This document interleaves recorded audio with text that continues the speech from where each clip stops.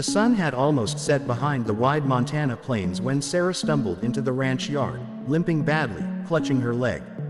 The rancher, Ethan Cole, looked up from the barn, squinting as dust blew past his boots. He'd seen plenty of strange things on this land, but never a woman bleeding and crying at his gate. "Ma'am, you all right?" he asked, rushing over. She tried to speak, but her voice broke, trembling. "Snake. I think it bit me." Ethan's heart froze. Rattlesnakes were everywhere this time of year. One bite could mean death within hours. He grabbed her before she fell, lifting her easily into his arms and carrying her inside the cabin. Her skin was pale, cold. The bite mark on her leg had already begun to swell, angry, purple, and spreading fast. Ethan knew what that meant. He'd seen a man die like that once, a ranch hand who didn't make it 20 minutes after the bite. He set her down on the wooden table, sweat dripping down his neck. She tried to keep her composure, but the pain was unbearable. Tears streamed down her face as she whispered, "Please, don't let me die." Ethan's hands shook. He'd lived alone for years after his wife passed, keeping to himself, tending to the ranch. But now, something deep in him, something buried, woke up. He grabbed his old medical kit, tore through it, but there was no antivenom. Nothing that could stop the poison. He cursed under his breath, pacing. The swelling was moving up fast, her breathing shallow. "Sir," she gasped, eyes fluttering. "Please do something." And that's when he made the decision. The one thing everyone said not to do, but the only thing he could think of. He leaned close, his voice firm but calm. "Ma'am, I'm sorry for this." He rolled her dress up just above the bite, his mind racing. Then he did the unthinkable. He put his lips to the wound and began to draw out the venom. The taste of metal and dirt filled his mouth. He spat, again and again, hoping to draw out whatever poison he could. Sarah screamed, half in pain, half in shock, but he didn't stop. Minutes passed like hours. Finally, he pulled back, gasping, his mouth burning, his heart pounding. Her breathing slowed, but the swelling, it wasn't stopping. He pressed his hand against her forehead. Burning hot, the venom was in her bloodstream now. He whispered, "God help us." Outside, thunder rolled across the horizon. The storm was coming, and with it, something Ethan couldn't yet explain. Because when he looked at her leg again, he swore the veins around the bite were glowing faintly, a strange, unnatural light, pulsing beneath her skin. He froze. "What the hell are you?" he whispered, and just then, her eyes opened wide, glowing the same eerie light. Ethan stumbled back, his chair crashing behind him. Sarah's eyes, once brown and kind, now shimmered like molten gold. She blinked rapidly, confused, terrified. "What's happening to me?" she cried. He didn't have an answer. He just stood there, heart thundering. The glow faded after a few seconds, but the damage was done. The rancher had seen it, something no man should have seen. He fetched water, trying to calm her down. "You're all right," he muttered. "Just shock, just poison messin' with your blood." But deep down, he knew this wasn't poison. This was something different. Sarah's breathing slowed, but her skin had changed, paler, smoother, almost luminous. And when she touched the wooden table, the wood hissed faintly, as if reacting to her. Ethan stepped back, his voice low. "You ain't from around here, are you?" She looked down, shaking her head. "I don't remember where I came from.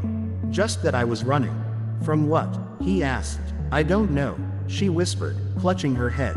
"I can't remember his face, but he said, if I ever crossed the river, they'd find me." Ethan felt a chill run through him. The ranch was on the edge of the Snake River, a boundary folks in town always called cursed. Old legends said strange people lived beyond it. He tried to push the thought away. Legends don't mean nothing. But when lightning struck outside, lighting up the cabin, he saw something that made his blood run cold. Through the window, across the open plains, figures. Standing, watching. 3 men, motionless in the rain. Ethan blew out the lantern, grabbed his rifle. "You stay here," he whispered. But when he turned back to Sarah, she was already standing, barefoot, staring into the dark light she could see miles ahead. "They've come for me," she said softly. "Who?" Ethan demanded. She turned to him, eyes flickering gold again. "The ones who made me." Before he could ask another question, a knock echoed through the cabin door, slow, deliberate, and heavy. Ethan aimed his rifle. "You best speak up before I put a hole through this door." A deep voice answered from the other side. "Step aside, rancher. She's not yours to save." The storm howled louder. Sarah backed away, trembling. Ethan's grip tightened on the rifle. "Over my dead body." The voice outside chuckled darkly. "That can be arranged." And then the door handle began to turn. The door exploded inward with a deafening crash that shook the cabin to its bones. The force knocked Ethan backward, splintering the frame as lightning slashed across the sky behind the intruders. 3 figures stepped inside, tall, broad, and dressed in long black coats dripping with rain. Their eyes glowed faintly gold, the same unnatural light Ethan had seen flicker in Sarah's. For one brief moment, time froze. Sarah gasped behind him, and Ethan's instincts took over. He raised his rifle, aimed for the lead man's chest, and fired. The sound echoed through the small cabin like a cannon blast. The stranger staggered back, a hole burning through his coat, but instead of blood, a faint golden light leaked from the wound. And then, to Ethan's horror, it began to close. The man looked down at his chest, then up again with a slow, cruel smile. Ethan fired again. Once, twice, 3 times, each shot finding its mark, but none of them stopping the advancing figures. The smell of gunpowder and wet earth filled the air. Sarah grabbed his arm. "Stop," she shouted. "You'll only make them stronger." "What are they?" Ethan demanded, backing up toward the hearth, eyes darting between them. "They're not men anymore," she said, voice trembling. "They're like me, changed." The lead intruder stepped forward, his voice deep and cold. "You can't hide forever, Sarah. You know what you are. You belong to us. I belong to no one," she hissed, and something inside her shifted. The veins in her arms glowed gold again, brighter this time, pulsing with life. Her breath quickened, and the air itself seemed to vibrate. The man smirked. "You can't fight what's in your blood." Before Ethan could blink, the intruder moved faster than any human could. He grabbed Sarah by the throat and lifted her off the ground. She gasped, her feet kicking, light flickering under her skin. Ethan's heart pounded, and without thinking, he lunged forward, slamming the butt of his rifle into the man's jaw. The wood cracked, the rifle snapped in half, but the man didn't even flinch. He turned, eyes blazing. Ethan grabbed a burning log from the fireplace and swung. It connected with the man's face, sending sparks and ash flying. This time, the creature screamed, clutching his burning skin. The others moved in instantly. Ethan barely had time to react before one slammed him against the wall, pinning him by the throat. The pressure crushed his windpipe. His vision blurred. He could hear Sarah choking, fighting, trying to break free. And then, beneath the chaos, a voice whispered, soft, almost inside his head. "The light, Ethan. Use the light." He didn't know whose voice it was, maybe hers, maybe something else. But in that split second, his eyes fell on the metal crucifix hanging by the door, the one his late wife, Clara, had left behind. He reached for it, stretching with everything he had. The creature sneered, squeezing harder, and Ethan's fingers brushed the cross just as lightning flashed outside. The crucifix burned hot in his hand, so hot it hurt. But the creature screamed, the glow in its eyes flickering like a dying flame. Ethan shoved it forward, pressing it into the creature's chest. The golden light erupted, pouring out of its mouth and eyes like molten fire. It stumbled backward, convulsing, and then collapsed into ash. Sarah fell to the ground, gasping for air. The 2 remaining figures froze, hissing like cornered animals. Ethan turned, chest heaving, the crucifix glowing faintly. "You want her," he said, voice raw. "You'll have to go through me." One of them lunged, impossibly fast, but Sarah rose behind him, eyes glowing brighter than ever before. She raised her hand, and a blinding wave of light shot outward, slamming the creature into the wall. It screamed, its body dissolving into gold dust before it hit the ground. The last one hesitated, his eyes flickered, torn between fear and rage. "You can't kill what was never alive," he spat. Sarah stepped closer, her voice calm, almost sad. "Then maybe it's time you learned how to die." She touched his chest gently, and the man screamed as light burst from within him. Ethan shielded his eyes, and when he looked again, the cabin was empty except for the two of them. Rain poured through the shattered doorway. The storm was fading. Sarah fell to her knees.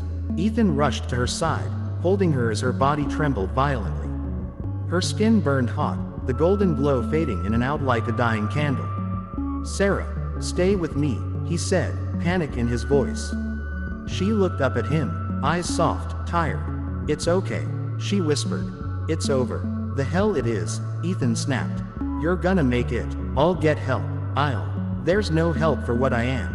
She smiled faintly, reaching up to touch his face. "You saved me, Ethan. You saved what little was left of me." Tears burned his eyes. He shook his head. "Don't talk like that. You're human. Damn it." She shook hers slowly. "I was. But when they changed me, they took that away. The venom, the light, it wasn't just poison. It was a way to control life itself. To twist it." He held her hand tight, desperate. "Then we'll find a way to undo it. Together." Her smile deepened, sad but peaceful. "You've already done enough. You gave me something they couldn't, a choice." Lightning flashed again, but this time it was distant, harmless. The rain softened into a steady whisper against the roof. Sarah's glow was fading fast now, her breaths shallow. Ethan leaned closer, his forehead against hers. "I'm not letting you go," he murmured. She whispered back, "Then don't. Remember me. That's all I need." For a moment, silence. Then the glow in her eyes dimmed completely. Her hand went limp in his. Ethan sat there, holding her, the world outside utterly still. The storm was gone, only the soft patter of rain remained, and the faint golden shimmer left on her skin. He didn't know how long he stayed there. Maybe an hour, maybe all night. When dawn finally broke, light poured through the open door, washing over the cabin in gold. Ethan gently laid her on the table and covered her with his old coat. Something inside him broke, but there was peace in the air, a strange, quiet peace he hadn't felt since Clara died. He stood, picked up the crucifix, and walked outside. The storm had cleared completely. The sky stretched wide and endless, the earth fresh and wet. As he stepped off the porch, something caught his eye near the spot where Sarah had first collapsed days ago, a patch of wildflowers, glowing faintly in the early sun. Golden petals, shining like light trapped in dew. He knelt down, touched one, and it pulsed gently under his fingertips. He smiled sadly. "Guess you ain't really gone, huh?" The wind moved softly through the grass, almost like a voice answering. "It's not over yet." He stood, looking toward the Snake River in the distance, the border between his world and whatever lay beyond. The air shimmered faintly over the water, golden, alive. He knew deep down that something had changed. Not just in Sarah, but in him, in the land itself. Over the following days, Ethan buried her beneath the oak tree near the barn. He carved her name into a wooden marker. Just Sarah, nothing more. He didn't know her last name, didn't need to. The earth seemed to hum gently where she rested, as if keeping her memory alive. But at night, strange things began to happen. The cattle would stir and face the river, their eyes reflecting gold in the moonlight. The wind carried whispers he couldn't quite understand. And sometimes, when he walked out past the fence line, he'd see faint lights dancing over the fields, small orbs, glowing softly, vanishing when he blinked. One night, as he sat on the porch with a cup of coffee, the air grew still again. The wind stopped, the crickets went silent, and then he heard it, a familiar voice, faint and warm. "Ethan." He froze. The cup slipped from his hand, crashing to the ground. "Sarah." Her voice drifted like wind through the wheat. "You kept your promise." He looked toward the river. The glow was stronger now, a line of light running across the water like a bridge. He took a step forward, heart pounding. "Where are you?" "Everywhere the light touches," she said softly. "And I'm not alone. The others, they can be saved." Ethan clenched his fists, fighting tears. "Then tell me what to do." There was silence for a long moment. Then, "Keep the cross. Keep the faith. The storm's not done yet." The wind picked up again, gentle and warm. The glow faded, but when Ethan looked up, he saw something new on the horizon. Storm clouds, far off, rolling toward the plains again. He didn't run this time. He just stood there, the crucifix in his hand, watching the sky. Because deep down, he understood now. That night hadn't been the end, it had been the beginning. Sarah had passed something to him, not her curse, but her light. And as thunder rumbled in the distance, Ethan Cole, the lonely rancher who once lived only for survival, finally smiled. He turned back toward the cabin, whispering into the wind, "All right, Sarah, let's finish what we started." The clouds gathered, the first drops of rain falling, and out on the far edge of the plains, just beyond the Snake River, a faint golden glow rose once more. And this time, Ethan walked toward it. Thank you so much for watching this story till the very end. Your support means more than words can ever say. If you felt the depth of this journey, don't forget to give it a like, share it with someone who needs it, and most importantly, subscribe to the channel.